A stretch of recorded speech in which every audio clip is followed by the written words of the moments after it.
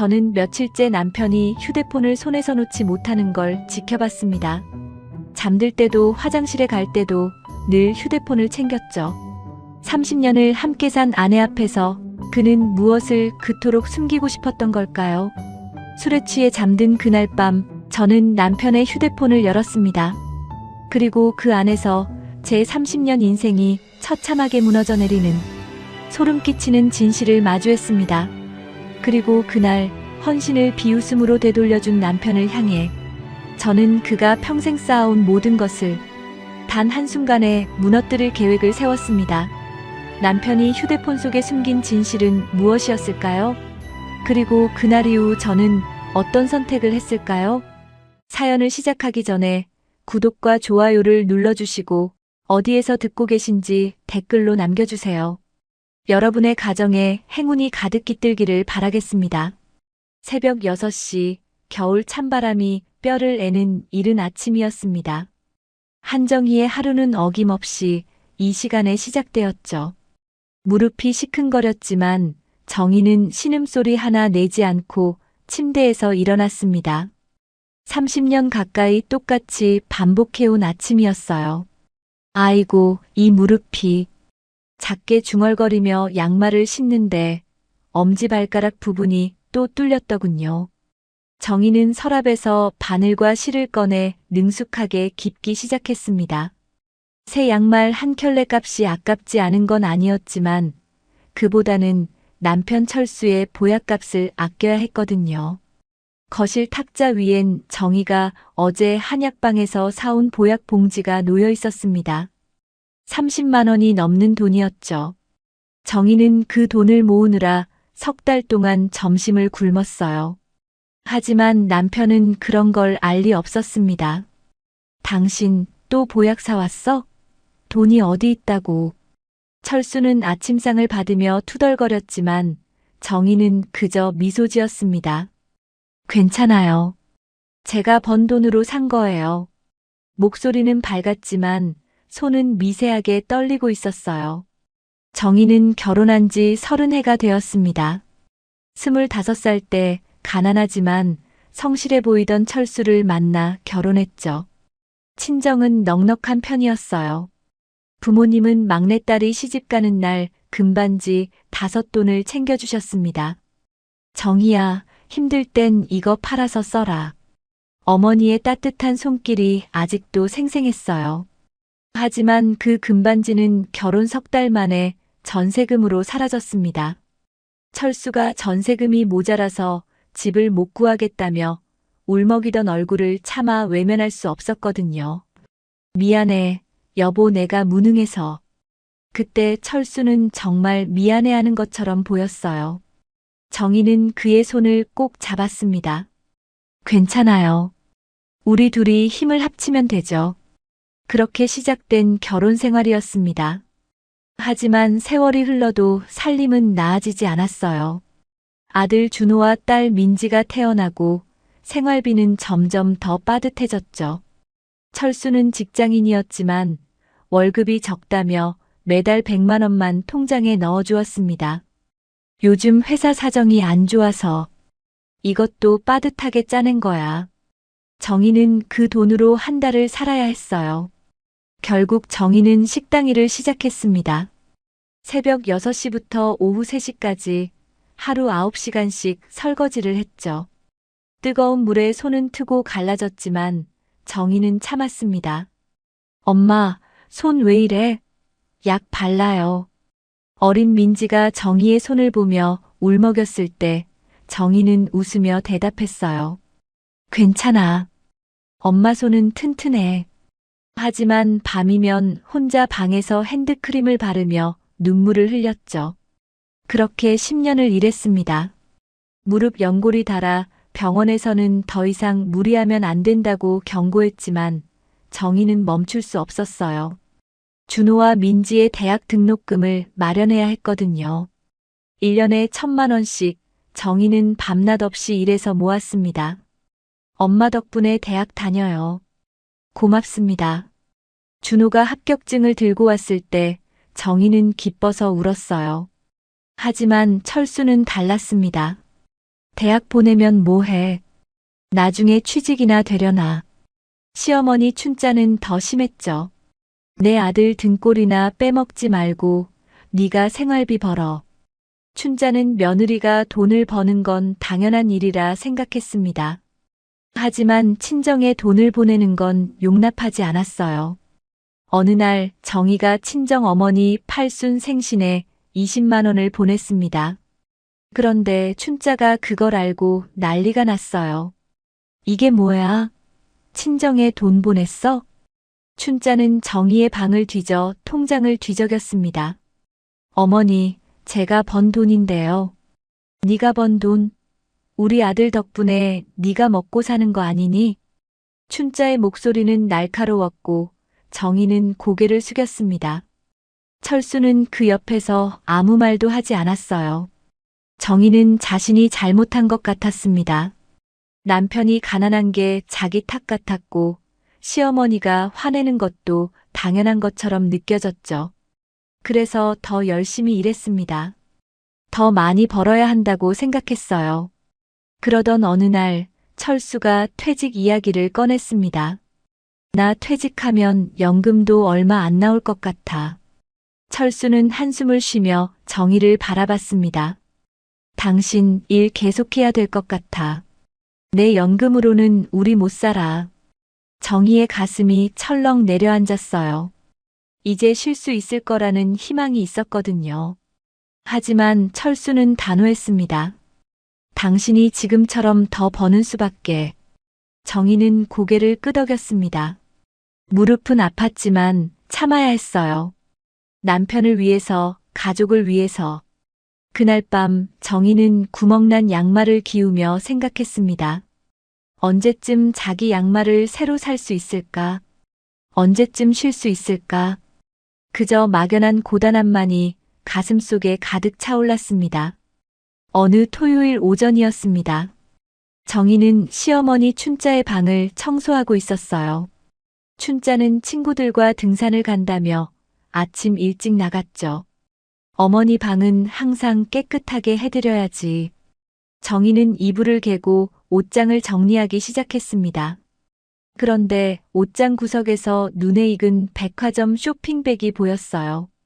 고급 브랜드 로고가 선명했죠. 이게 뭐지? 안을 살짝 들여다보니 값비싼 캐시미어 코트가 들어있었습니다. 정희가 작년에 시어머니 생신 선물로 사려다가 가격표를 보고 포기했던 그 브랜드였어요. 150만 원이 넘는 옷이었죠. 그때 현관문이 열렸습니다. 뭐 하는 거야? 춘자가 갑자기 돌아온 거예요. 정희는 깜짝 놀라 쇼핑백을 놓았습니다. 아, 어머니. 청소하다가. 넌 남의 물건 뒤지는 게 버릇이야? 춘자의 목소리는 차가웠습니다. 정희는 황급히 고개를 숙였어요. 죄송해요.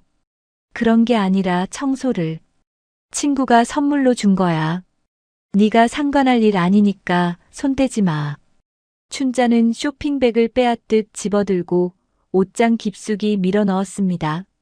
정희는 이상했지만 더 물을 수 없었어요. 며칠 뒤 정희는 시장에 장을 보러 갔습니다.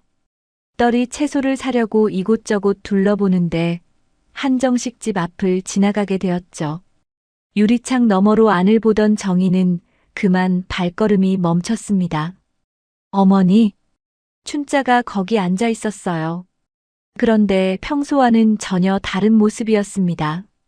새로 산 듯한 화려한 옷을 입고 금목걸이까지 걸친 채 고급 한정식을 먹고 있었거든요. 정희는 눈을 의심했습니다. 며칠 전만 해도 춘자는 돈 아껴야 한다며 정희가 사온 과일이 비싸다고 잔소리했었어요. 친구분들이랑 드시나 보네. 정희는 애써 생각을 떨쳐내고 시장으로 향했습니다. 떨이 채소를 한아름 사서 집으로 돌아왔죠. 저녁 무렵 춘자가 돌아왔습니다. 금목걸이는 보이지 않았고 평소처럼 소박한 옷차림이었어요. 또 시장 떨이만 사왔네. 이래서 우리 아들이 제대로 된 반찬을 못 먹지. 춘자는 정희가 사온 채소를 보며 혀를 찼습니다. 돈 벌어온다고 유세 떨지 말고 제대로 된 것 좀 사와. 정희는 아무 말도 하지 못했어요. 아까 본 광경이 꿈 같았습니다. 그날 밤 정희는 잠을 이루지 못했습니다. 남편 철수는 평소보다 늦게 들어왔어요. 거실로 나온 정희가 물었습니다. 어디 갔다 와요? 이렇게 늦게. 회식이었어. 피곤하니까 말 걸지 마. 철수는 짜증스럽게 대답하고는 욕실로 들어갔습니다. 그런데 이상한 점이 있었어요. 휴대폰을 손에 꼭 쥔 채로 들어가더군요. 이전에도 그랬습니다. 철수는 요즘 들어 휴대폰을 절대 놓지 않았어요. 화장실 갈 때도 샤워할 때도 들고 갔죠. 심지어 잘 때도 베개 밑에 넣고 잤습니다. 왜 저러지? 정희는 의아했지만 깊게 생각하지 않았어요. 그런데 그날 새벽 1시쯤 정희는 말소리에 잠이 깼어요. 화장실에서 나는 소리가 아니었습니다. 베란다 쪽이었죠. 정희는 조용히 방문을 열었습니다. 베란다에 누군가 둘이 서 있었어요. 철수와 춘자였습니다. 이번 달 것도 넣어놨어, 엄마. 철수의 목소리가 작게 들렸습니다. 그쪽 통장으로 보냈으니까 잘 챙겨놔. 마누라는 절대 모르게 해야 돼. 정희의 심장이 쿵쾅거렸습니다. 무슨 소리지? 알았어. 걱정 마. 내 명의니까 절대 못 찾아. 춘자의 목소리도 들렸어요. 통장 비밀번호 바꿔놨지? 당연하지. 둘이 낮게 웃었습니다. 정희는 숨을 죽이고 귀를 기울였어요. 우리 아들 효자야. 엄마 앞으로 다 해놓으니까 나중에 걱정 없겠다. 엄마도 조심해.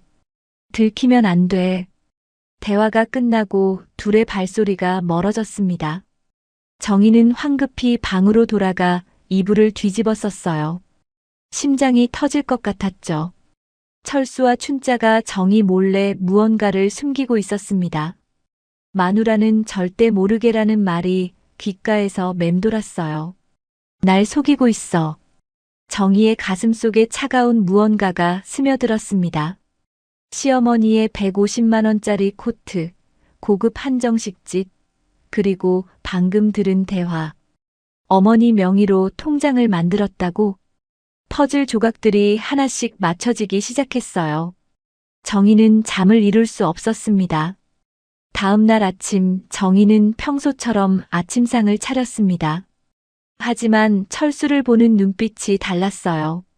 철수는 아무렇지 않게 밥을 먹으며 휴대폰을 보고 있었습니다.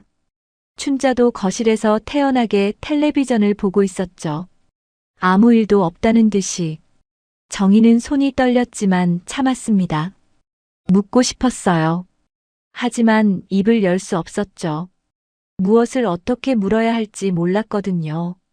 정희는 식당으로 출근했습니다. 설거지를 하는 내내 머릿속이 복잡했어요. 뜨거운 물에 손을 담그고 있었지만 느껴지는 건 차가운 배신감 뿐이었습니다. 뭘 숨기고 있는 거야? 대체 뭘? 시어머니의 비싼 옷, 한정식집, 새벽 대화, 그리고 철수가 절대 손에서 놓지 않는 휴대폰. 모든 게 이어져 있었습니다. 정희의 마음속에 의구심이 뿌리를 내렸어요. 아니, 이건 의구심이 아니었습니다. 확신에 가까운 불안이었죠. 정희는 그날 설거지를 하면서도 남편의 휴대폰만 생각했습니다. 그 안에 답이 있을 거라는 걸 본능적으로 알고 있었어요. 그날은 토요일 밤이었습니다. 철수가 대학 동창회에 간다며 저녁 일찍 나갔어요. 정희는 평소처럼 설거지를 하고 거실 정리를 했죠. 밤 11시가 넘어서였습니다. 현관문이 덜컥 열리더니 철수가 비틀거리며 들어왔어요. 술 냄새가 진동했죠. 취했어. 철수는 신발도 제대로 벗지 못하고 거실 소파로 비틀비틀 걸어갔습니다. 그리고 그대로 쓰러지듯 눕더군요. 당신 방으로 가요. 정희가 부축하려 했지만 철수는 이미 정신을 잃은 듯 코를 골기 시작했습니다. 정희는 한숨을 쉬며 담요를 가져다 덮어줬어요. 그때였습니다. 철수의 바지 주머니에서 휴대폰이 미끄러지듯 바닥으로 떨어졌어요. 딸그랑 소리와 함께 거실 바닥에 놓였죠. 정희는 휴대폰을 집어들었습니다. 화면에 알람이 떠올랐어요. 화면을 내리려던 정희의 손가락이 멈췄습니다. 문득 며칠 전 베란다에서 들었던 통화 내용이 떠올랐거든요. 마누라는 절대 모르게. 정희의 심장이 빠르게 뛰기 시작했습니다. 손이 미세하게 떨렸어요. 평생 남편의 휴대폰을 본 적 없었습니다. 그런 생각조차 해본 적 없었죠. 하지만 오늘은 달랐습니다. 뭔가 이상했어요. 시어머니의 비싼 옷, 한정식 집, 그리고 수상한 통화들. 잠깐만. 정희는 비밀번호 입력 화면을 바라봤습니다. 6자리 숫자. 먼저 결혼기념일을 눌러봤어요. 틀렸습니다. 아들 준호 생일, 딸 민지 생일도 모두 틀렸죠. 정희는 휴대폰을 내려놓으려다 멈췄습니다. 마지막으로 한 번만 더. 손가락이 떨렸지만 숫자를 눌렀어요. 시어머니 춘자의 생일이었습니다. 딸깍. 잠금이 풀렸습니다. 정희는 숨이 멎는 것 같았어요. 비밀번호가 시어머니 생일이라니. 30해를 함께 산 아내의 생일도 아니고 자기가 낳은 자식들 생일도 아니었습니다. 손이 더 심하게 떨렸습니다. 정희는 소파에 앉은 철수를 돌아봤어요. 여전히 코를 골며 자고 있었죠. 정희는 화면을 켰습니다. 카카오톡 아이콘을 눌렀어요. 대화 목록이 떴습니다. 가장 상단에 엄마라는 이름이 보였고 그 바로 아래 미숙이라는 이름이 있었어요. 정희는 떨리는 손으로 엄마와의 대화방을 열었습니다. 대화 내용은 간단했습니다. 하지만 그 내용은 정희의 심장을 먹게 만들었죠. 이번 달 송금 완료. 350만 원. 지난달 송금 내역. 420만 원. 정희는 스크롤을 위로 올렸습니다. 몇 달, 아니 몇 년치 대화가 쭉 이어져 있었어요. 매달 300만 원에서 500만 원씩 송금한 내역들이었습니다. 이게 무슨... 정희의 입술이 바짝 말랐습니다. 철수가 춘자에게 매달 이렇게 큰 돈을 보냈다는 거였죠. 그런데 더 충격적인 메시지가 나왔습니다. 엄마 명의 오피스텔 이번에 세입자 들어왔어. 보증금 5천만 원 받았으니까 잘 관리해줘. 마누라 죽을 때까지 비밀이야. 걱정 마. 정희는 휴대폰을 떨어뜨릴 뻔했습니다. 온몸에 소름이 돋았어요. 오피스텔? 보증금 5천? 평생 가난하다고 돈 없다고 울던 남편이었습니다. 생활비로 고작 100만 원만 쥐어주던 남편.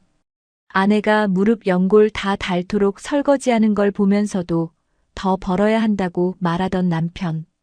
그 남편이 시어머니 명의로 오피스텔을 가지고 있었습니다. 매달 300만 원 이상씩 송금하고 있었어요. 정희는 숨이 막혀서 가슴을 쥐어짰습니다. 눈앞이 흐려졌죠. 이럴 수가. 하지만 더 큰 충격이 남아 있었습니다. 정희는 떨리는 손으로 미숙이와의 대화방을 열었어요. 처음 보는 여자의 프로필 사진이 떴습니다. 50쯤 되어 보이는 여자였죠. 웃고 있는 얼굴이었어요. 대화 내용을 읽어 내려가던 정희의 얼굴이 새하얗게 질렸습니다. 오빠, 오늘 회사에서 당신 생각 많이 했어. 보고 싶어. 나도. 오늘 동창회 핑계 대고 나왔어. 점심 같이 먹자. 좋아. 그 여자는 뭐 하는데?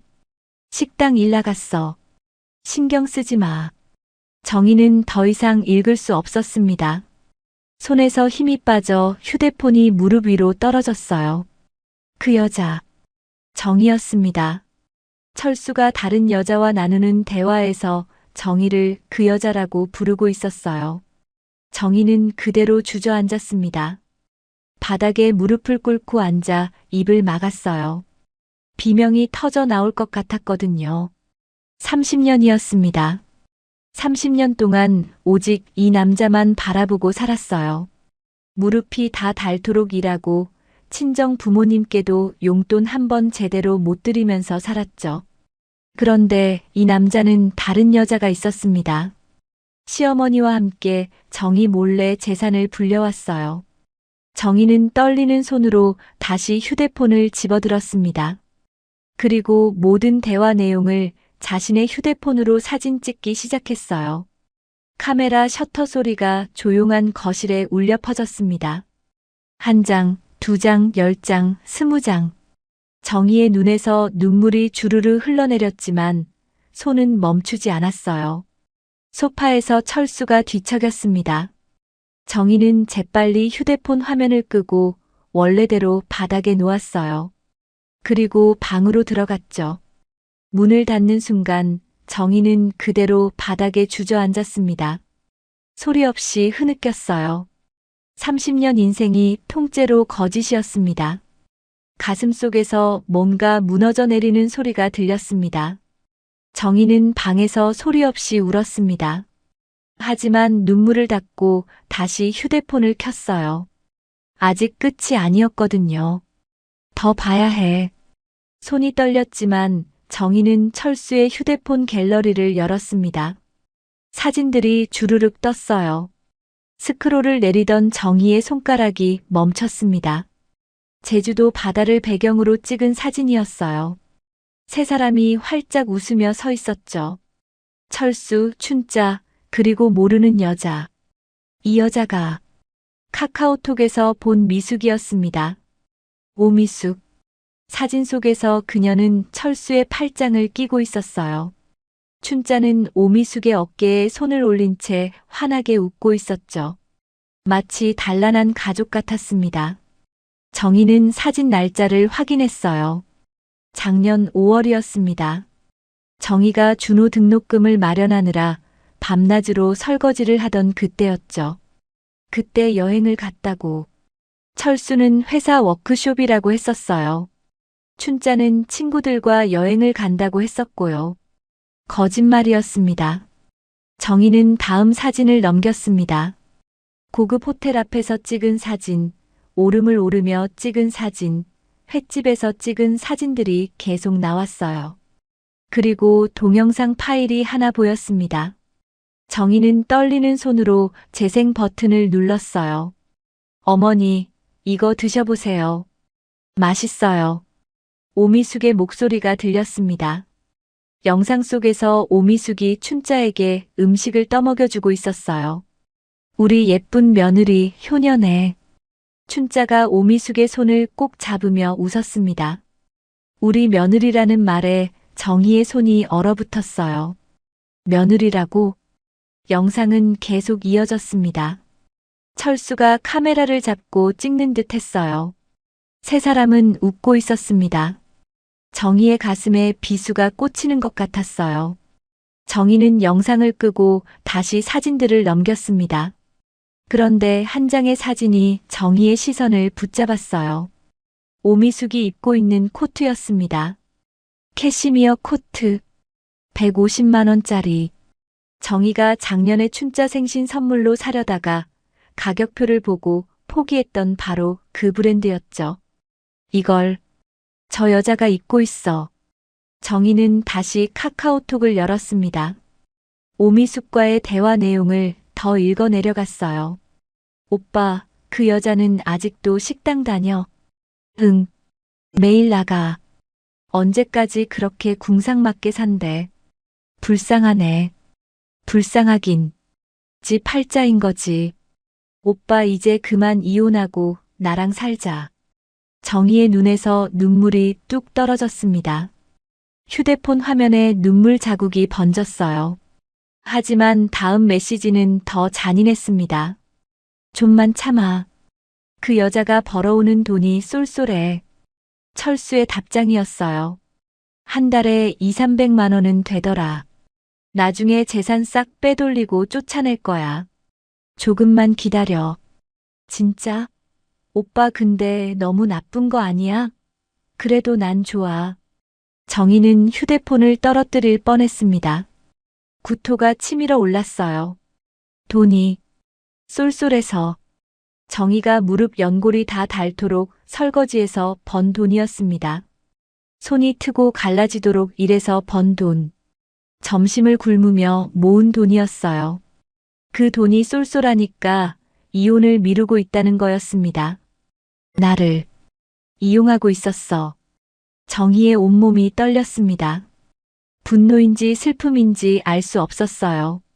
아니, 둘 다였습니다. 30년이었습니다. 25에 결혼해서 55까지.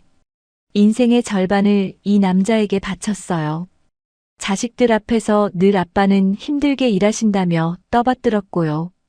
그런데 이 남자는 정희를 그 여자라고 불렀습니다. 돈 벌어오는 도구로 여겼어요. 정희는 떨리는 손으로 모든 사진과 영상을 자신의 휴대폰으로 전송했습니다. 제주도 사진, 동영상, 대화 내용 전부. 전송하는 내내 눈물이 멈추지 않았어요. 새벽 2시가 넘었습니다. 정희는 철수의 휴대폰을 다시 바닥에 놓고 방으로 돌아왔어요. 이불을 뒤집어 쓰고 베개에 얼굴을 묻었습니다.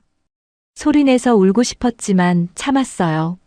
소리가 새어나가면 안 됐거든요. 정희는 베개를 입으로 깨물며 흐느꼈습니다. 어깨가 들썩였고 눈물이 베개를 적셨어요. 남편과 함께 산 30년이 통째로 거짓이었습니다. 사랑한다던 그 말도, 고맙다던 그 말도, 당신이 있어 행복하다던 그 말도 모두 거짓말이었어요. 정희는 밤새 울었습니다. 아침 해가 뜰 때까지 한숨도 자지 못했어요. 창문으로 햇살이 들어왔습니다. 새로운 날이 밝았어요. 정희는 부은 눈으로 거울을 봤습니다. 밤새 울어서 눈이 퉁퉁 부었지만 찬물로 세수를 했어요. 거울을 보며 뺨을 몇 번 찰싹 때렸죠. 정신 차려. 들키면 안 돼. 이제는 싸워야 할 때였어요. 정희는 아침상을 차렸습니다. 된장찌개, 계란말이, 긴 나물 반찬. 평소와 똑같은 상이었어요. 거실로 나온 철수가 식탁에 앉았습니다. 정희는 밥그릇을 그의 앞에 놓았어요. 손이 떨렸지만 티내지 않았죠. 반찬이 이게 뭐야? 철수가 투덜거렸습니다. 계란말이를 집어들더니 다시 내려놓았어요. 계란말이가 이게 뭐야? 생활비 조금 적게 준다고 항의하는 거야? 정희의 손이 젓가락을 쥔 채 굳었습니다. 입술을 깨물었어요. 어젯밤 본 카카오톡 대화가 머릿속에 떠올랐죠. 그 여자가 벌어오는 돈이 쏠쏠해. 하지만 정희는 웃었습니다. 아니에요. 다음부터는 계란말이 이쁘게 잘 만들게요. 목소리는 차분했지만 손은 미세하게 떨리고 있었어요. 그때 춘자가 방에서 나왔습니다. 뭘 또 잘못했길래 우리 아들이 저러나. 춘자는 식탁을 훑어보더니 혀를 찼어요. 반찬이 맨날 똑같네. 너무 돈 아끼지 말고 영양가 높은 제대로 된 음식 좀 해. 정희의 가슴 속에서 뭔가 끓어올랐습니다. 하지만 참았어요. 얼굴에는 미소를 지었죠. 네, 어머니. 오늘 장 봐서 맛있는 거 많이 해드릴게요. 당연히 그래야지. 춘자는 만족스럽게 고개를 끄덕이고 자리에 앉았습니다. 정희는 부엌으로 돌아와 싱크대를 붙잡았어요. 무릎에 힘이 풀렸죠. 숨을 참았다가 천천히 내쉬었습니다. 참아. 조금만 더. 아침 식사가 끝나고 철수가 출근했습니다. 춘자도 약속이 있다며 외출했습니다. 정희는 설거지를 하지 않았어요. 평소와 달랐죠. 정희는 방으로 들어가 어젯밤 찍어둔 사진들을 다시 봤습니다. 철수와 오미숙의 대화, 제주도 여행 사진, 송금내역. 이걸로 이혼할 수 있을까? 정희는 휴대폰을 들고 인터넷을 검색했어요. 이혼 전문 변호사를 찾았죠. 1시간 뒤 정희는 법률사무소 앞에 서 있었습니다. 심장이 빠르게 뛰었어요. 문을 열고 들어갔죠. 어떻게 오셨습니까? 변호사는 40대 중반의 여성이었습니다. 온화한 얼굴이었어요. 정희는 떨리는 목소리로 말했습니다. 이혼 하고 싶습니다. 변호사는 정희를 앉히고 차를 건넸어요. 정희는 휴대폰을 꺼내 사진들을 보여줬죠. 남편이 회사 후배를 오랫동안 만나고 있어요. 변호사가 사진들을 하나하나 확인했습니다. 불륜 증거는 확실하네요. 그런데 재산은 어떻게 되나요? 그게 남편이 시어머니 명의로 돈을 계속 보내는 것 같아요. 오피스텔도 있다고 하던데. 정희의 목소리가 떨렸습니다. 변호사는 잠시 생각하더니 입을 열었어요. 솔직히 말씀드릴게요. 명의가 시어머니로 되어 있으면 재산 분할이 어려울 수 있어요. 정희의 얼굴이 하얗게 질렸어요. 그럼 아무것도 못 받는 건가요? 방법이 없진 않습니다. 남편의 자금이 시어머니 계좌로 들어간 출처를 입증하면 돼요. 출처요? 네. 남편 월급이 어디로 들어갔는지, 시어머니 통장으로 얼마가 송금됐는지 추적하는 겁니다. 변호사는 메모지에 뭔가를 적었어요. 남편 공인인증서 있으세요? 아니요. 그럼 구해야 합니다. 그걸로 계좌 내역을 확인할 수 있어요. 정희는 고개를 끄덕였습니다. 변호사가 정희의 손을 잡았어요. 힘들겠지만 증거가 많을수록 유리합니다. 할 수 있겠어요? 정희는 변호사의 눈을 똑바로 봤습니다. 할 수 있습니다. 목소리는 작았지만 단호했어요. 법률사무소를 나온 정희는 곧장 집으로 향했습니다. 철수는 퇴근 전이었죠. 춘자는 경로당에 갔고요. 정희는 철수의 서재로 들어갔어요. 서랍을 하나씩 열었습니다. 손이 떨렸지만 멈추지 않았죠. 세 번째 서랍에서 서류 봉투를 발견했습니다. 안에 공인인증서, 비밀번호가 적힌 메모가 있었어요. 찾았다. 정희는 재빨리 사진을 찍었습니다. 그리고 철수의 컴퓨터를 켰어요. 비밀번호는 어젯밤 알아냈던 춘자의 생일이었죠. 컴퓨터가 켜졌습니다. 정희는 은행 사이트에 접속했어요. 공인인증서를 실행하고 비밀번호를 입력했죠. 계좌 내역이 떴습니다. 정희는 숨을 죽이고 화면을 봤어요. 10년 전부터 현재까지의 거래 내역이 주르륵 나왔죠. 매달 300만 원에서 500만 원씩 출금된 기록이 보였습니다. 받는 사람은 강춘자. 시어머니였어요. 이게 다 증거야. 정희는 모든 내역을 출력하기 시작했습니다. 프린터가 돌아가는 소리가 작은 서재에 울려 퍼졌어요. 1장, 2장, 10장, 20장. 종이가 쌓여갔습니다. 정희는 출력된 서류들을 가방에 넣었어요. 컴퓨터를 끄고 서랍을 원래대로 정리했죠. 흔적을 남기면 안 됐습니다. 현관문이 열렸습니다. 춘자가 돌아온 거예요. 정희는 재빨리 서재를 나와 부엌으로 향했습니다. 다녀오셨어요? 뭐해? 저녁 준비하려고요. 정희는 태연하게 대답하며 냉장고를 열었어요. 심장이 미친 듯이 뛰었지만 얼굴에는 평온한 미소를 지었죠. 춘자는 의심 없이 방으로 들어갔습니다. 정희는 도마 위에 물을 올려놓고 칼을 들었어요. 손이 떨렸습니다. 이제 시작이야. 저녁 6시 철수가 퇴근했습니다. 정희는 평소처럼 저녁상을 차렸어요. 철수가 투덜거렸습니다. 정희는 웃으며 국을 떠다 줬죠. 고생 많으셨어요. 많이 드세요. 철수는 정희를 한번 쳐다보더니 밥을 먹기 시작했습니다. 정희도 밥을 먹었어요. 하지만 아무 맛도 느껴지지 않았죠. 가방 속에 들어있는 서류들이 자꾸 신경 쓰였습니다. 밤이 깊었습니다. 모두 잠들었어요. 정희는 혼자 방에 앉아 출력한 서류들을 펼쳤습니다. 형광펜으로 중요한 부분을 표시했죠. 10년간 철수가 춘자에게 보낸 돈이 10억 원이 넘었습니다. 철수는 자기 월급을 전부 시어머니에게 보내고 정희가 번 돈으로 살림을 꾸렸던 거였죠. 정희는 서류를 가방에 다시 넣었어요. 그리고 거울을 봤습니다. 눈빛이 달라져 있었어요. 기다려. 조금만. 정희의 입가에 차가운 미소가 번졌습니다. 복수는 이제 막 시작이었어요. 춘자의 팔순 잔치가 일주일 앞으로 다가왔습니다. 정희는 새벽부터 밤늦게까지 준비에 매달렸어요.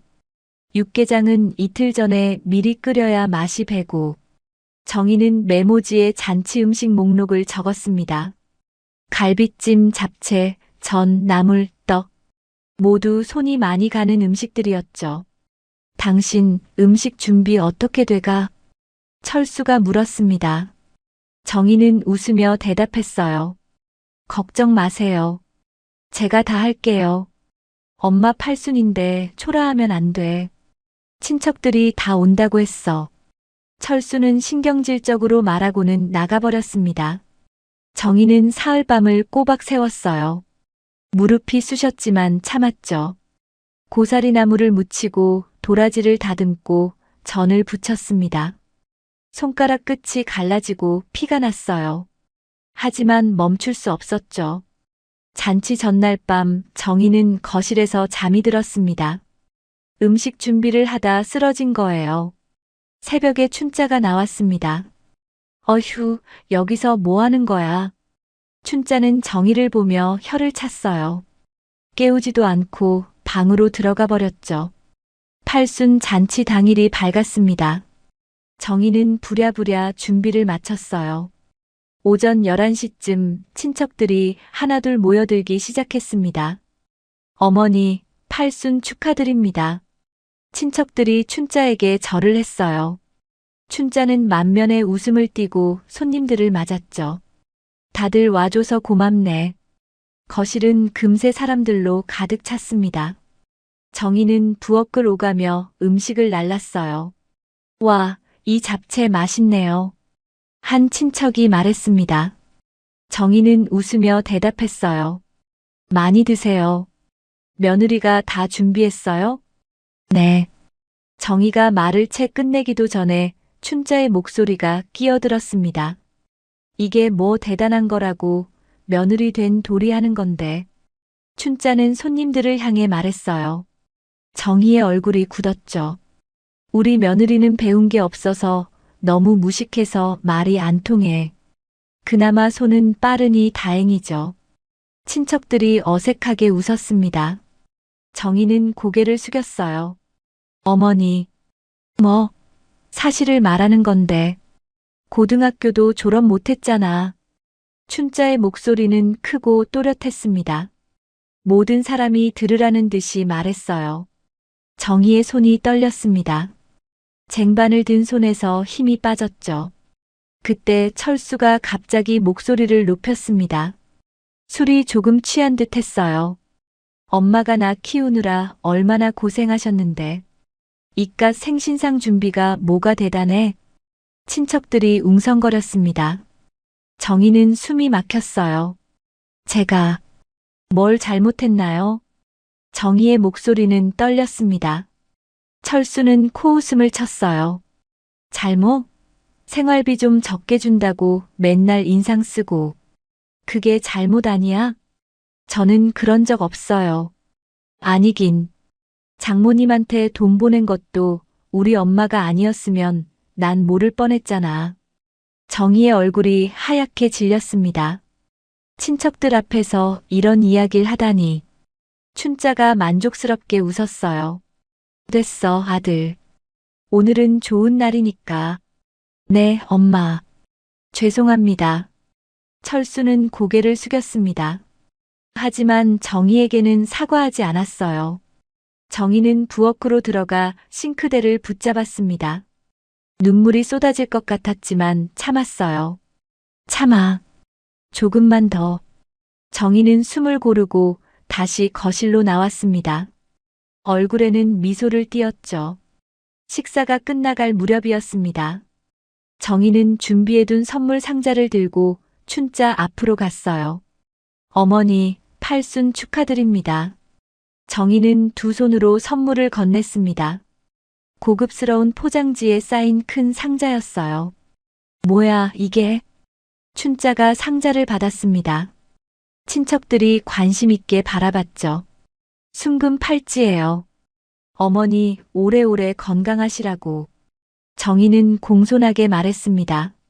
친척들이 감탄했어요. 와, 며느리 효녀네. 순금이라니 비쌌겠어요. 춘자는 상자를 열었습니다. 반짝이는 금팔찌가 들어있었어요. 그래, 밥값은 해야지. 춘자는 퉁명스럽게 말했지만 표정은 만족스러웠습니다. 친척들 앞에서 체면이 선 거였죠. 정희는 웃으며 고개를 숙였어요. 하지만 아무도 몰랐습니다. 그 팔찌 안쪽에 아주 작은 위치 추적기가 붙어 있다는 걸. 잔치가 끝나고 손님들이 하나둘 떠났습니다. 정희는 설거지를 시작했어요. 부엌에서 설거지를 하는데 거실에서 철수의 목소리가 들렸습니다. 응, 나야. 전화 통화였어요. 정희는 손을 멈추고 귀를 기울였죠. 잔치 끝났어. 지금 나가도 돼. 목소리가 낮았습니다. 정희는 부엌문 틈으로 살짝 내다봤어요. 철수가 베란다로 나가고 있었습니다. 알았어, 미수가. 1시간 뒤에 보자. 우리끼리 파티하자. 정희의 손이 식기를 쥔 채 굳었습니다. 내 연녀였어요. 어머니 팔순 잔치가 끝나자마자 그 여자를 만나러 가는 거였죠. 진짜. 끝까지. 정희는 이를 악물었습니다. 철수가 거실로 돌아왔습니다. 엄마, 저 회사 일 때문에 좀 나갔다 올게요. 그래, 어서 다녀와라. 춘자는 태연하게 대답했습니다. 알고 있다는 듯이. 철수가 현관문을 나갔어요. 저녁이 되었습니다. 춘자가 방에서 나왔어요. 아들 언제 와? 아직 안 왔어요. 정희는 차분하게 대답했습니다. 춘자는 불만스럽게 혀를 찼죠. 일이 그렇게 많나? 춘자는 거실 소파에 앉았습니다. 정희는 부엌에서 설거지를 마저 했어요. 밤 10시쯤 철수가 돌아왔습니다. 술 냄새가 났죠. 엄마, 다녀왔습니다. 그래. 고생했다. 춘자가 아들을 맞았습니다. 정희는 인사도 받지 못했어요. 정희는 방으로 들어가 문을 닫았습니다. 그리고 휴대폰을 꺼내 녹음 파일을 확인했어요. 거실에 설치해둔 카메라가 모든 걸 녹화하고 있었습니다. 잘 찍혔어. 정희는 작게 웃었습니다. 오늘 당한 모욕, 친척들 앞에서의 망신, 모든 게 영상에 담겼어요. 마지막 한 방은 내가 날릴 거야. 정희의 눈빛이 차갑게 빛났습니다. 복수는 차근차근 준비되고 있었어요. 월요일 아침이었습니다. 정희는 일찍 일어나 짐을 쌌어요. 당신 어디가? 철수가 물었습니다. 정희는 조용히 대답했어요. 친정 엄마가 많이 아프시대요. 며칠 다녀올게요. 그래. 오래 있지 말고 빨리 와. 철수는 무심하게 대답하고는 신문을 펼쳤습니다. 춘자가 방에서 나왔어요. 친정 간다고? 또 돈 쓰러 가는 거 아냐? 아니에요, 어머니. 엄마가 편찮으셔서. 너 없으면 집안일 누가 하니? 빨리 와라. 네, 어머니. 정희는 고개를 숙이고 집을 나섰습니다. 하지만 친정으로 가지 않았어요.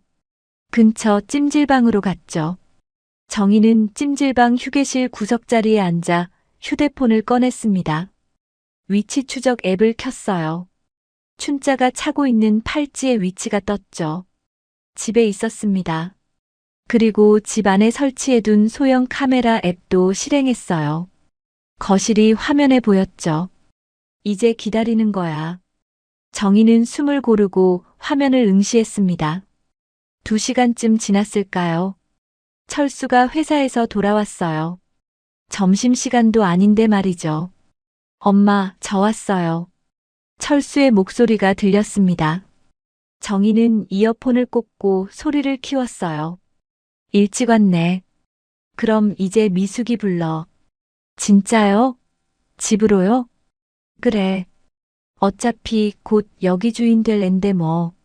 춘자가 웃었습니다. 정희의 손이 휴대폰을 꽉 쥐었어요. 1시간 뒤였습니다.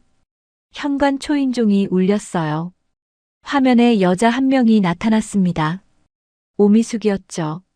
어머니. 오미숙이 밝게 웃으며 들어왔습니다.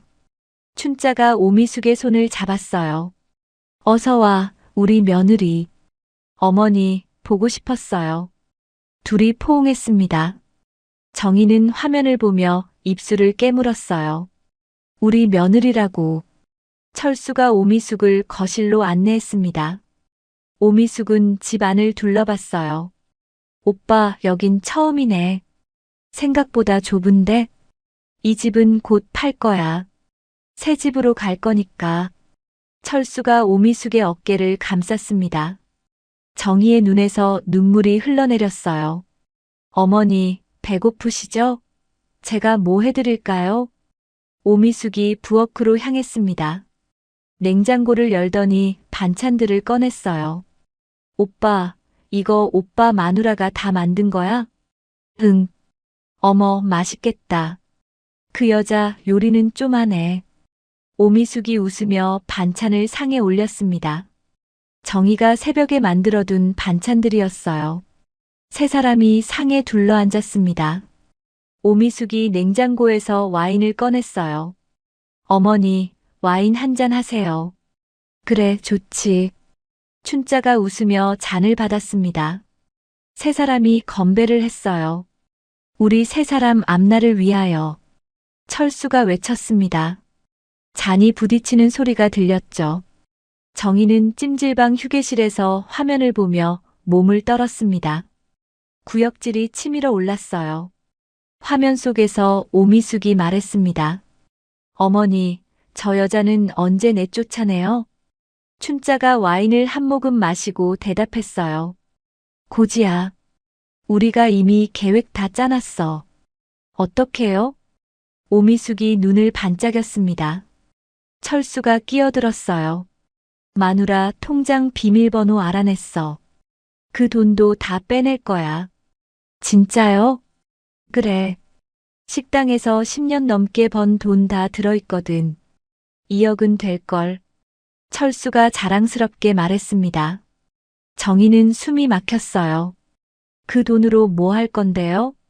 오미숙이 물었습니다. 춘자가 대답했어요. 내 명의로 된 집이 하나 더 있어. 거기 전세 놓으면 보증금 5억은 받아. 그거랑 마누라 통장 돈이랑 합치면 7억 정도 되겠네요. 그렇지. 그 돈으로 우리 셋이 새 집 장만하는 거야. 세 사람이 박수를 쳤습니다. 정희는 휴대폰을 떨어뜨릴 뻔했어요. 온몸이 부들부들 떨렸죠. 내 통장까지 10년 넘게 무릎 닳도록 일해서 모은 돈이었습니다. 손이 트고 갈라지도록 설거지해서 번 돈이었어요. 그 돈을 빼돌려서 새 집을 장만한다는 거였습니다. 내 연녀와 함께. 화면 속에서 오미숙이 일어났습니다. 어머니, 화장실 어디예요? 저쪽이야. 오미숙이 복도로 갔어요.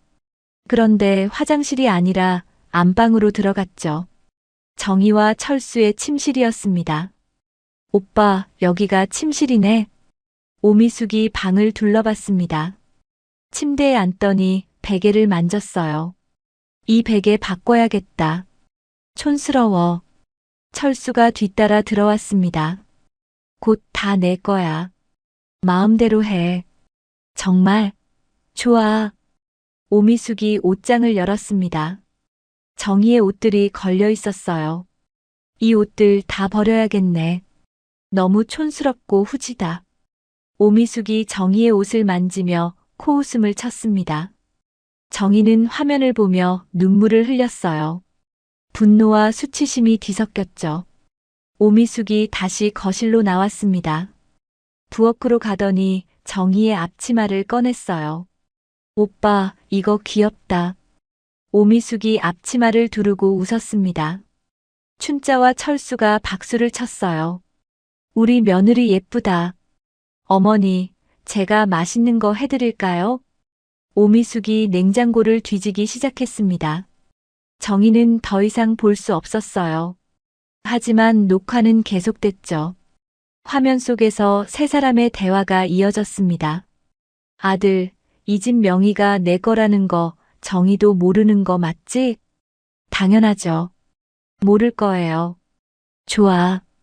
그럼 집도 못 건드리겠네. 춘자가 만족스럽게 웃었습니다. 세 사람의 대화가 이어졌습니다. 아들, 회사에서 감사 끝났다며? 네, 엄마. 다행히 넘어갔어요. 철수가 안도하는 표정을 지었습니다. 내가 뭘 했어? 명의만 내 걸로 해놓으면 아무도 못 찾는다니까. 춘자가 만족스럽게 웃었어요. 그래도 조마조마했어요. 회사 돈 빼돌린 게 들키면. 걱정 마. 내 이름은 어디에도 안 나와. 집도 오피스텔도 다 내 명의잖아. 엄마 덕분이에요. 엄마가 명예 빌려주지 않았으면 큰일 날 뻔했어요. 둘이 웃었습니다. 오미숙이 끼어들었어요. 그럼 그 집들이 다 오빠가 회사에서. 쉿, 그런 말 하지 마. 누가 들어. 철수가 손가락을 입에 갖다 댔습니다. 횡령. 정희는 휴대폰을 꽉 쥐었습니다. 결정적인 증거였어요. 시어머니 명의의 집이 사실은 철수가 회사 돈을 횡령해서 산 거였습니다. 이거면 돼. 정희는 녹화를 멈추지 않았어요. 모든 대화가 고스란히 저장되고 있었죠. 저녁이 되었습니다. 오미숙이 집을 나갔어요. 어머니, 오늘 너무 좋았어요. 그래. 자주 와. 네. 다음엔 제가 맛있는 음식 해드릴게요. 오미숙이 손을 흔들며 떠났습니다. 문이 닫히자 춘자와 철수가 소파에 앉았어요. 아들, 그나저나 정희는 언제 쫓아낼 거야? 저 회사 퇴직할 때까지는 일단 데리고 살아야죠. 사람들 눈도 있고. 그리고 유책 배우자는 반드시 정희여야만 해요. 그러니 기다려주세요. 좋아. 암튼 서둘러줘. 난 걔 꼴 보기 싫으니까. 두 사람이 웃었습니다. 정희는 찜질방에서 일어났어요. 정희는 집안 녹화 영상 파일이 담긴 휴대폰을 가슴에 꼭 안았어요. 손이 떨렸지만 입가에는 차가운 미소가 번졌습니다. 이제 됐어. 완벽해. 정희는 변호사에게 문자를 보냈습니다. 증거 확보했습니다. 내일 뵙겠습니다. 곧 답장이 왔습니다. 잘하셨어요. 내일 오시면 본격적으로 준비하죠. 정희는 휴대폰을 내려놓고 찜질방 천장을 올려다봤습니다. 눈물이 주르륵 흘러내렸어요. 하지만 슬픔의 눈물이 아니었습니다. 복수는 이제 막바지에 다다르고 있었어요. 그들이 저지른 모든 악행이 곧 세상에 드러날 것입니다. 정희는 눈을 감고 조용히 중얼거렸습니다. 기다려. 지옥을 보여줄 테니까. 다음 날 새벽 정희는 찜질방에서 휴대폰을 꺼냈습니다. 철수 회사의 내부 익명 게시판에 접속했어요. 손이 떨렸지만 정희는 침착하게 글을 작성했습니다. 박철수 부장 재산 은닉 의혹, 어머니 명의 부동산 다수 보유, 감사 요청. 구체적인 증거는 올리지 않았어요. 그냥 의혹만 살짝 흘린 겁니다. 정희는 게시 버튼을 눌렀습니다. 이제 어떻게 나오나 보자. 이틀 뒤였습니다. 철수에게서 전화가 왔어요. 여보, 나 회사에서 감사받게 됐어. 목소리가 바들바들 떨리고 있었습니다. 무슨 감사요? 정희는 놀란 척 물었어요. 재산 은닉 의혹이래. 누가 익명으로 제보했나 봐. 그게 무슨 소리예요? 괜찮을 거야. 별일 아닐 거야. 철수는 스스로를 다독이듯 말하고는 전화를 끊었습니다. 정희는 휴대폰을 내려놓고 창밖을 봤어요. 잘 넘겨봐라. 네가 얼마나 비열한지 보자. 사흘이 지났습니다. 철수는 회사 감사실에 불려갔어요. 박 부장님, 어머니 명의로 된 부동산이 있다는 제보가 들어왔습니다. 감사관이 차갑게 말했습니다. 철수의 얼굴이 하얗게 질렸죠. 아, 그거요? 그건 정말 저희 어머니 재산입니다. 저희 집안 사정이. 제 월급으론 생활도 빠듯해서요.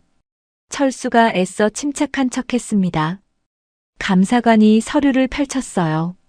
부장님 연봉이 1억 원인데 빠듯하다고요? 내 빚도 있고. 그리고 사실 제 아내가 식당에서 일합니다. 철수가 갑자기 목소리를 높였습니다. 10년 넘게 설거지 일을 하고 있다고요. 그 정도로 우리 집이 어렵습니다. 감사관의 표정이 조금 풀렸어요. 아내분이 식당 일을요? 네. 매일 새벽부터 오후까지 식당에서 일해요. 저 혼자 버는 돈으론 도저히 못 살아서. 철수는 슬픈 표정을 지으며 말했습니다. 완벽한 거짓말이었어요. 그래서 어머니가 평생 모은 돈으로 작은 오피스텔 하나 장만하신 겁니다. 나중에 저희 생활비 보태려고요. 감사관이 서류를 덮었습니다. 알겠습니다. 더 조사할 건 없어 보이네요. 감사합니다.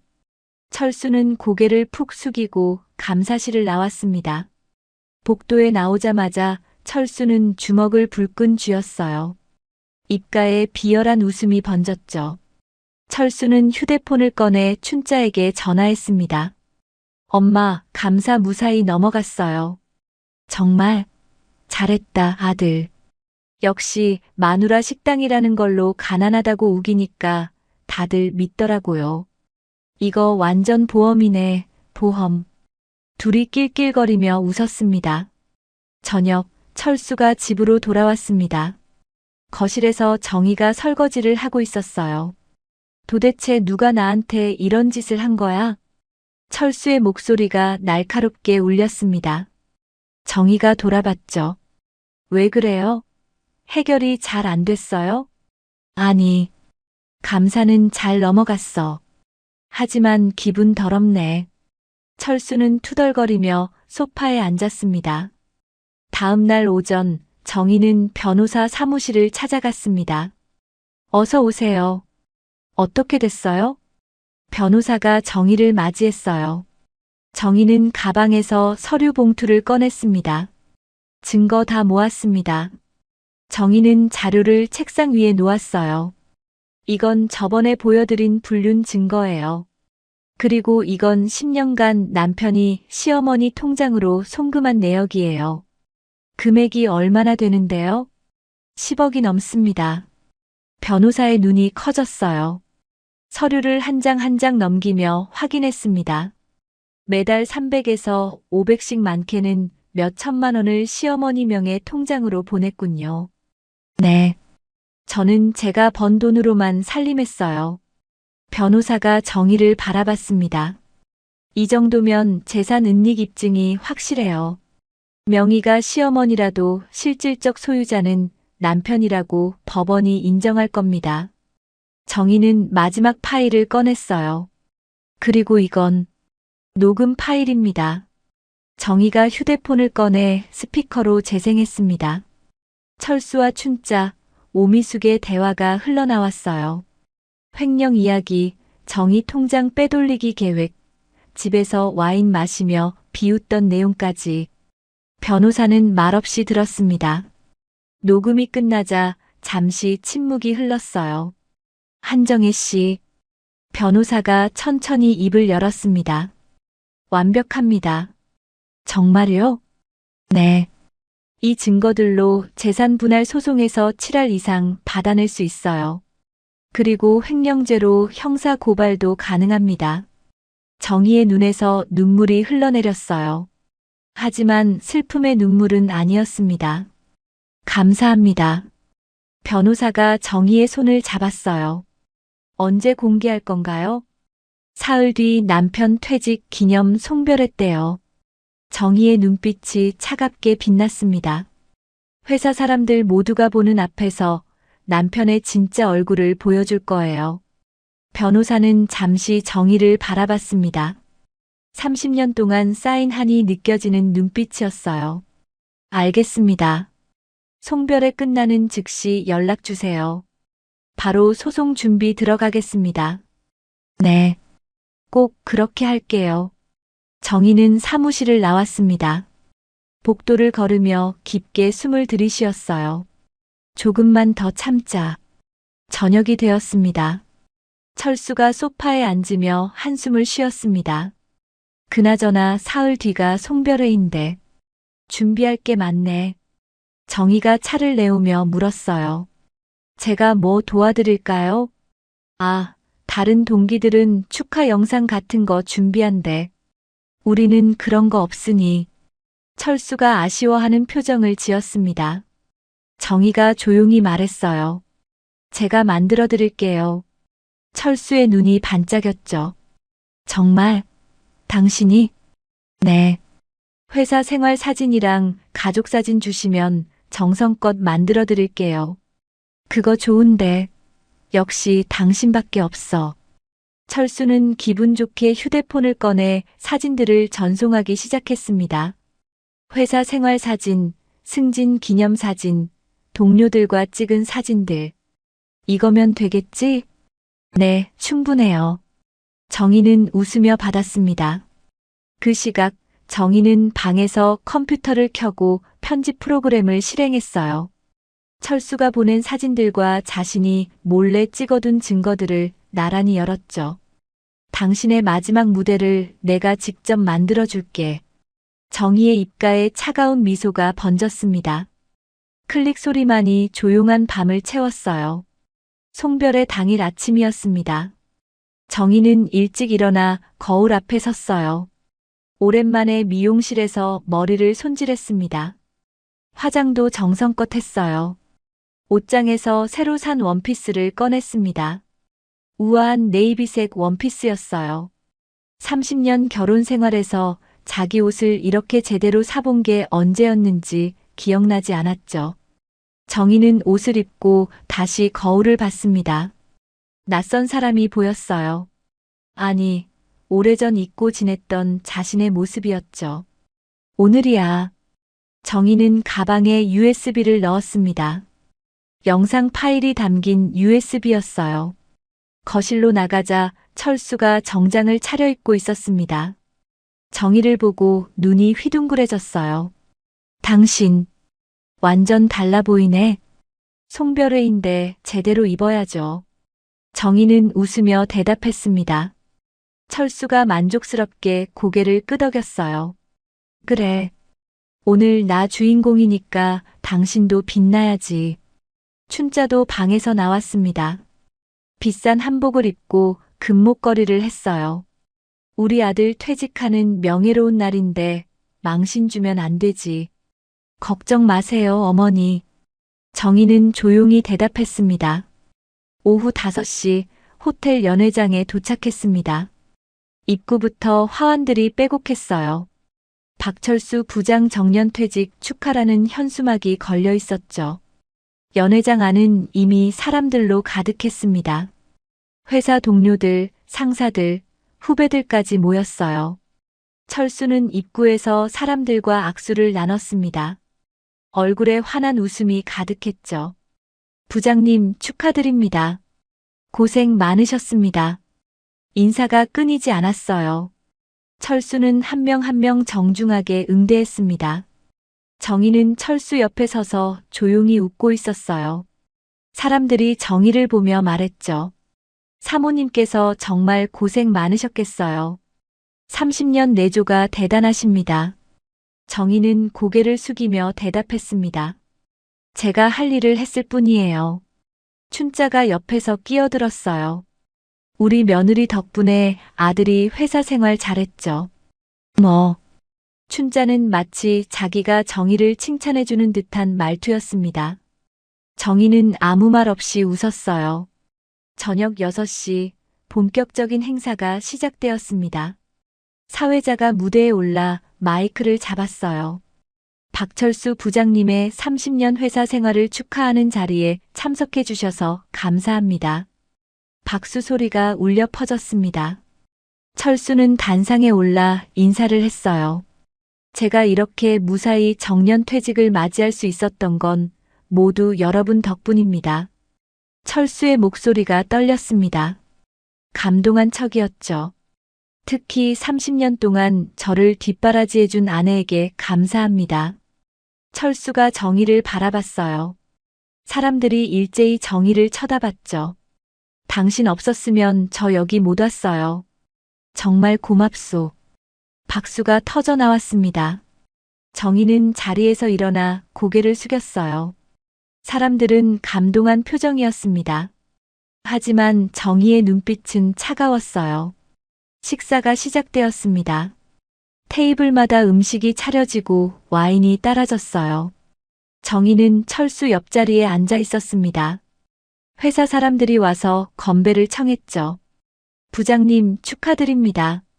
고생하셨습니다. 철수는 연신 술잔을 들었어요. 얼굴이 붉어졌습니다. 그때였습니다. 한 여자가 테이블로 다가왔어요. 50대 초반으로 보이는 여자였죠. 오미숙이었습니다. 부장님 축하드려요. 미숙이 환하게 웃으며 말했습니다. 철수의 표정이 순간 굳었어요. 아, 오 과장. 왔어요? 당연히 와야죠. 부장님 송별회인데. 미숙은 자연스럽게 옆 테이블에 앉았습니다. 정희와 눈이 마주쳤어요. 안녕하세요, 사모님. 처음 뵙겠습니다. 미숙이 공손하게 인사했습니다. 정희는 웃으며 고개를 끄덕였어요. 반갑습니다.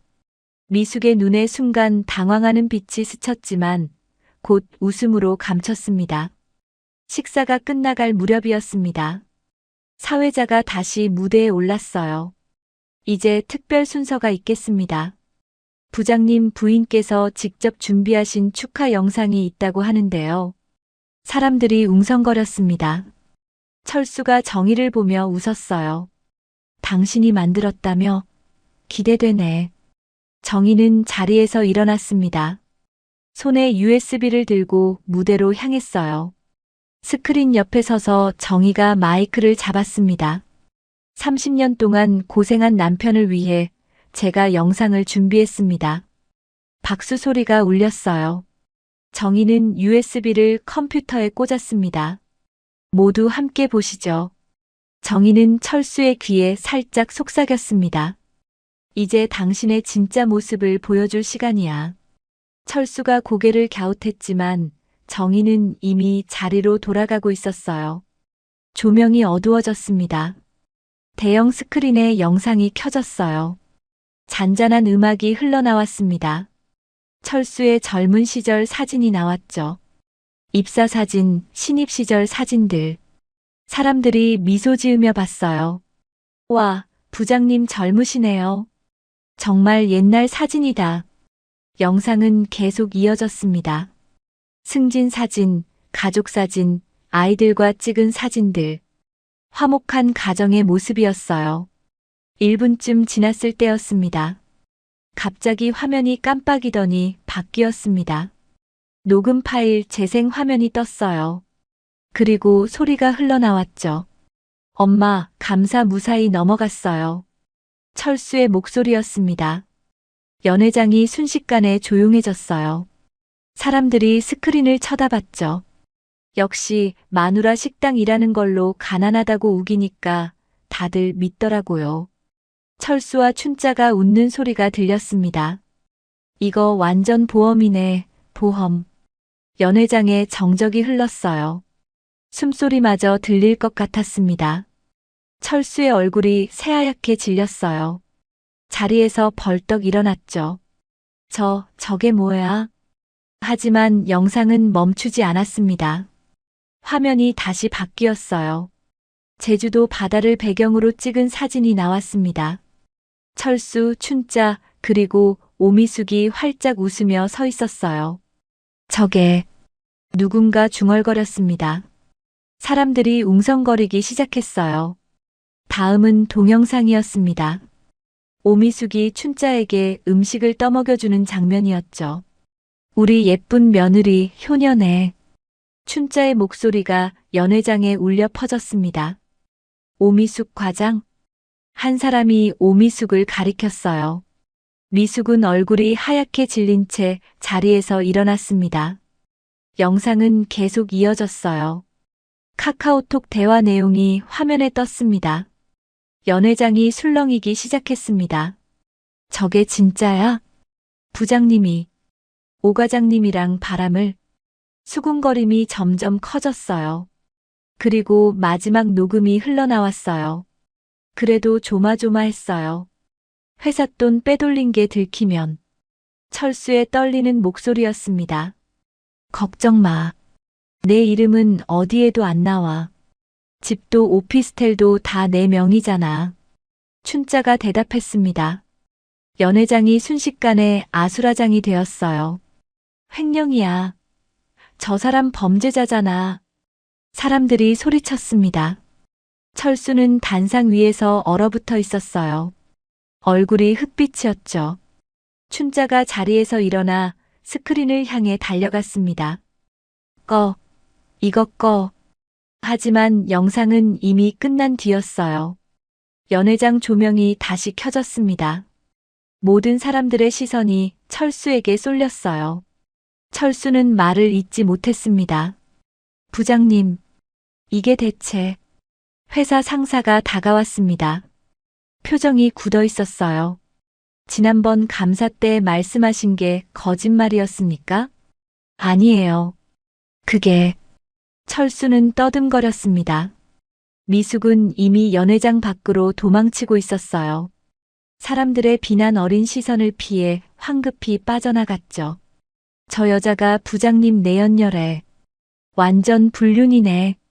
사람들의 수군거림이 미숙을 쫓아갔습니다. 정희는 조용히 자리에서 일어났습니다.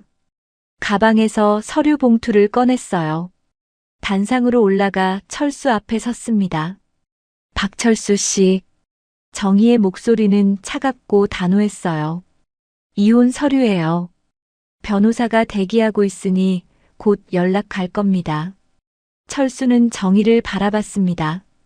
입술이 파르르 떨렸어요. 당신, 이게 30년 동안 나를 속인 대가예요. 이 사람들에게 당신의 진짜 실체를 똑똑히 보여주고 싶었어요. 정희는 서류를 철수 손에 쥐어줬습니다. 연회장 뒤쪽에서 한 사람이 다가왔어요. 정희의 변호사였습니다. 한정혜 씨 준비됐습니다. 정희는 고개를 끄덕이고 변호사와 함께 연회장을 빠져나갔어요.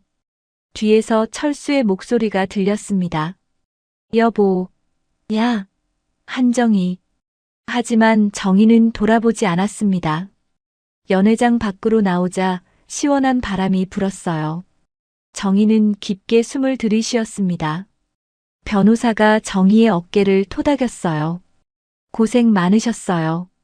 이제 법정에서 마무리하면 됩니다. 정희는 고개를 끄덕였습니다. 눈물이 흐를 것 같았지만 참았어요. 연회장 안에서는 여전히 소란이 이어지고 있었습니다. 회사 관계자들이 철수를 둘러싸고 추궁하고 있었어요. 퇴직금 압류 이야기, 경찰 조사 이야기가 나왔죠. 철수는 명예로운 은퇴 대신 사회적 사형을 선고받았습니다. 정희는 호텔 주차장으로 걸어갔어요. 하늘을 올려다봤습니다. 별이 빛나고 있었어요. 30년 만에 처음으로 느끼는 자유였습니다. 정희는 작게 웃었습니다. 이제 내 인생이야. 이혼 소송은 석 달 만에 끝났습니다. 법원은 시어머니 명의로 은닉된 재산이 모두 철수의 수익이라고 판결했어요. 정희는 재산의 70%를 분할받았습니다. 10년간 식당에서 벌어온 정희의 통장 돈도 온전히 지켜냈어요. 철수가 빼돌리려던 그 돈이었죠. 승소 축하드립니다. 변호사가 정희의 손을 잡았습니다. 정희는 법원 계단에 서서 하늘을 올려다봤어요. 감사합니다. 목소리는 차분했지만 눈가가 촉촉이 젖어 있었습니다. 철수는 회삿돈 횡령 혐의로 2년 실형을 선고받았어요. 법정에서 끌려갈 때 정의를 받지만 정의는 고개를 돌렸습니다. 더 이상 볼 것도 들을 것도 없었거든요. 춘자는 모든 재산을 몰수당했습니다.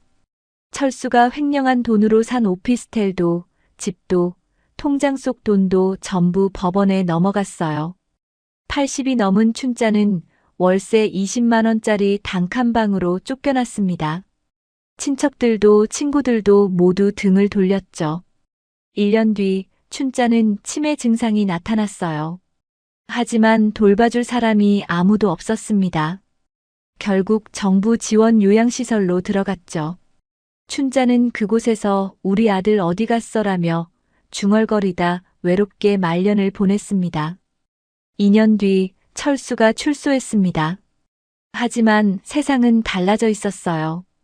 회사에서 쫓겨나고 전과자가 된 철수를 받아주는 곳은 없었습니다. 퇴직금도 연금도 재산도 모두 사라졌어요. 철수는 고시원을 전전하다 결국 노숙자 신세가 되었습니다. 어느 날 철수는 정의를 찾아 헤맸어요. 옛날 집도 식당도 다 가봤지만 정의는 없었죠. 정의는 이미 완전히 다른 삶을 살고 있었습니다. 정의는 재산 분할금으로 작은 카페를 열었어요. 바다가 보이는 조용한 동네였습니다. 카페 이름은 정의네였어요. 30년 만에 처음으로 자기 이름을 당당히 내건 가게였죠. 사장님, 오늘 케이크 맛있어요. 손님이 환하게 웃으며 말했습니다. 정의는 웃으며 대답했어요. 감사합니다. 또 오세요. 박철수 처가 아니었습니다. 며느리도 아니었어요. 한정이었습니다. 자기 이름으로 불리고 자기 이름으로 존중받는 삶이었어요. 퇴근 후 정의는 그림을 그렸습니다. 젊은 시절 하고 싶었지만 포기했던 취미였어요. 물감 냄새가 방 안에 퍼졌습니다. 캔버스 위에 바다 풍경이 그려졌죠. 엄마, 그림 정말 예쁘다. 딸 민지가 옆에서 말했습니다. 아들 준호도 고개를 끄덕였어요. 엄마, 그동안 정말 죄송했어요. 저희가 몰랐어요. 자식들은 뒤늦게 정의의 고통을 알았습니다. 진심으로 참회했고, 이제는 정의의 든든한 울타리가 되어줬어요. 하지만 정의는 자식들에게 기대지 않았습니다. 경제적으로도 정서적으로도 독립적인 삶을 살았죠. 괜찮아. 너희는 너희 인생 열심히 살아. 정의는 자식들을 안아주며 말했습니다. 1년에 두세 번 정의는 여행을 떠났어요. 평생 가보고 싶었던 나라들을 하나씩 다녔죠. 파리, 로마, 프라하. 혼자 떠나는 여행이었지만 외롭지 않았습니다. 오히려 자유로웠어요. 구멍난 양말을 기우던 손으로 이제는 예쁜 운동화 끈을 묶었습니다. 남편 보약값 아끼느라 굶던 입으로 이제는 맛있는 음식을 먹었어요. 59살의 정의는 그 어느 때보다 빛났습니다. 어느 일요일 오후였습니다. 정의는 바닷가를 걸었어요. 석양이 지고 있었습니다. 하늘이 붉게 물들었죠. 정의는 가방에서 명함을 하나 꺼냈습니다. 카페 정인의 대표 한정이라고 적혀 있었어요. 명함을 손에 들고 한참 바라보다가 바다를 향해 던졌습니다. 명함이 바람에 날려 파도 위로 사라졌어요. 정의는 환하게 웃었습니다. 30년 동안 닫혀있던 제 인생의 비밀번호는 나 자신이었습니다. 정의는 중얼거렸어요. 이제 저는 저를 사랑하며 살 겁니다. 바람이 정의의 머리카락을 흩날렸습니다. 석양빛이 정의를 감쌌어요. 57살 한정희의 인생에서 가장 아름다운 순간이었습니다. 그리고 이제 막 시작이었죠. 정희는 천천히 바닷가를 걸으며 노래를 흥얼거렸습니다. 평생 참아왔던 30회의 무게가 이제는 없었어요. 가벼운 발걸음으로 정희는 자기만의 길을 걸어갔습니다. 오늘 이야기 어떠셨나요? 이 사연이 마음에 드셨다면 무료로 할 수 있는 구독과 좋아요로 마음을 나눠주세요. 그리고 사연 주인공에게 건네고 싶은 위로나 응원의 말이 있으시다면 댓글로 남겨주세요. 당신의 한마디가 누군가에겐 오늘 하루를 버틸 큰 힘이 됩니다. 늘 건강하시고 내일도 밝고 따뜻한 하루가 되시길 바랍니다.